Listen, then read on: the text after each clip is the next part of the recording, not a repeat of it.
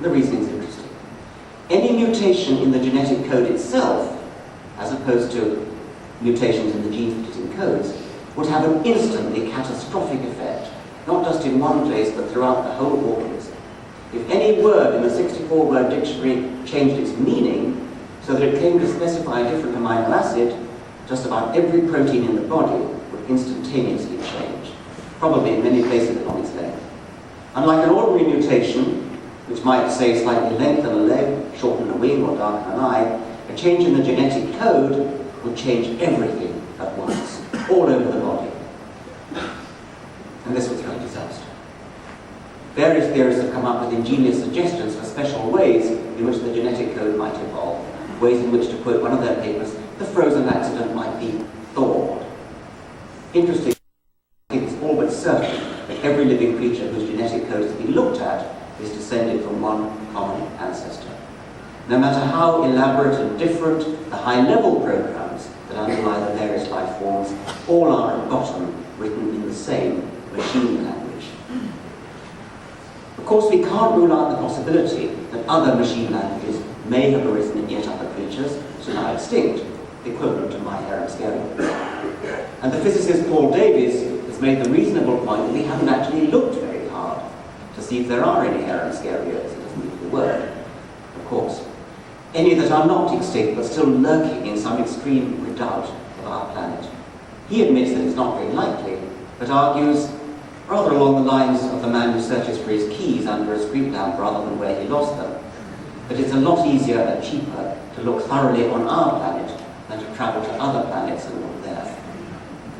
Meanwhile, I don't mind recording my private expectation that Professor Davies won't find anything, and that all surviving life forms on this planet use the same machine code and are descended from a single ancestor.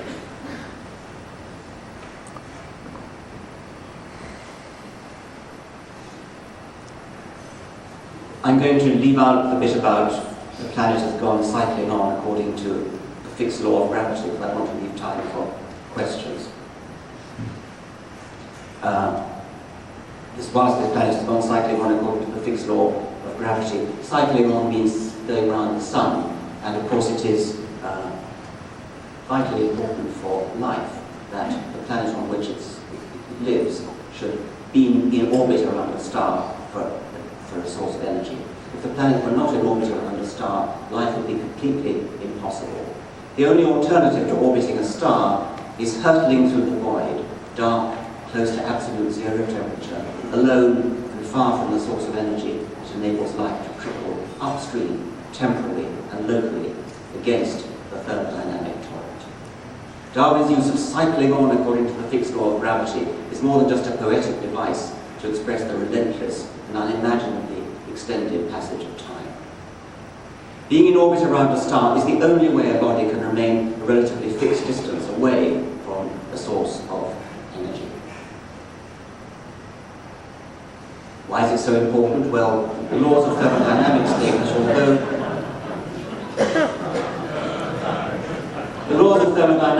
that although energy can neither be created nor destroyed, it must in a closed system become more impotent to do useful work. That's what it means to say that entropy increases. Work includes things like pumping water uphill, or the chemical equivalent, extracting carbon from atmospheric carbon dioxide and using it in plant tissues. Both those feats can be achieved only if energy is fed into the system. For example, electrical energy to drive the water pump, or solar energy to drive the synthesis of sugar and starch in a green plant. Once the water has been pumped to the top of the hill, it will then tend to flow downhill, and some of the energy of its downward flow can be used to drive a water wheel, which can generate electricity, which can drive an electric motor to pump some of the water uphill again, but only some. Some of the energy is always lost, but never destroyed. Perpetual motion machines, I'll say it too dogmatically, are impossible.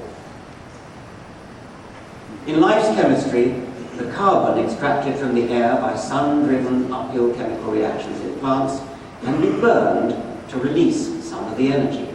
You can literally burn it in the form of coal, which you can think of as stored solar energy, for it was put there by the solar panels of long-dead plants in Carboniferous and other past times. Or the energy may be released in a more controlled way than actual combustion. Inside living cells, either of plants or of animals that eat plants, or of animals that eat animals that eat plants, etc. Sun-made carbon compounds are slow burned. Instead of literally bursting into flames, they give up their energy in a serviceable trickle, where it works in a controlled manner to drive uphill chemical reactions. Inevitably, some of this energy is wasted as heat. We would not, we'd again have a perpetual motion machine, which, you can't say too often, is impossible.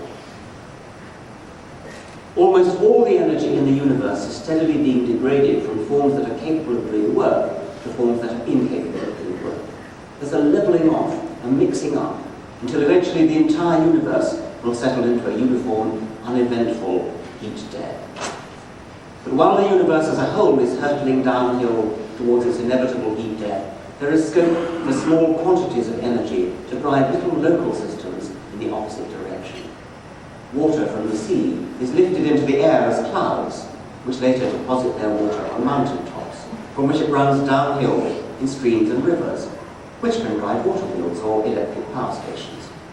The energy to lift the water, and hence to drive the turbines in the power stations, comes from the sun. It's not a violation of the second law, for energy is constantly being fed in from the sun. The sun's energy is doing something similar in green leaves, driving chemical reactions locally uphill to make sugar and starch and cellulose in plant tissues. Eventually, the plants die, or they may be eaten by animals first. The trapped solar energy has the opportunity to trickle down through numerous cascades and through a long and complex food chain culminating in bacterial or fungal decay of the plants or the animals that prolong the food chain. Or some of it may be sequestered underground, first as peat and then as coal. But the universal trend towards ultimate heat death is never reversed. In every link of the food chain and through every trickle-down cascade within every cell, some of the energy is degraded to uselessness.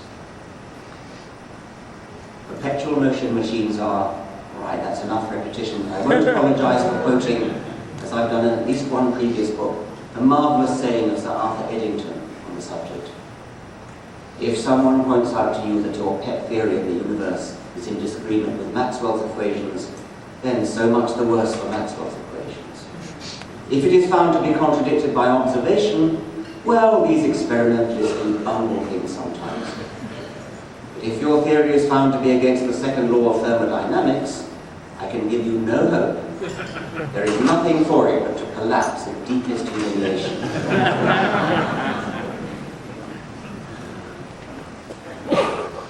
When creationists say, as they frequently do, that the theory of evolution contradicts the second law of thermodynamics, they are telling us no more than that they don't understand the second law. They already knew that they don't understand evolution. There is no contradiction because of the sun. The whole system, whether we're talking about life or about water rising into the clouds and falling again, is finally dependent on the steady flow of energy from the sun. While never actually disobeying the laws of physics and chemistry, and certainly never disobeying the second law, energy from the sun powers life to coax and stretch the laws of physics and chemistry to evolve prodigious feats of complexity, diversity, beauty, and an uncanny illusion of statistical improbability and deliberate design. So compelling is that illusion that it fooled our greatest minds for centuries, until Charles Darwin burst onto the scene. Natural selection is an improbability pump, a process that generates statistical improbability.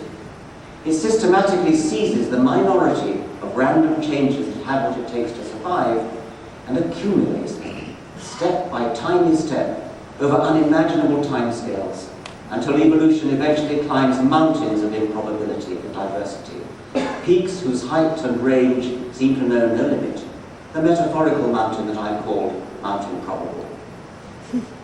The improbability pump of natural selection driving living complexity up Mountain Probable is a kind of statistical equivalent of the sun's energy raising water to the top of a conventional mountain.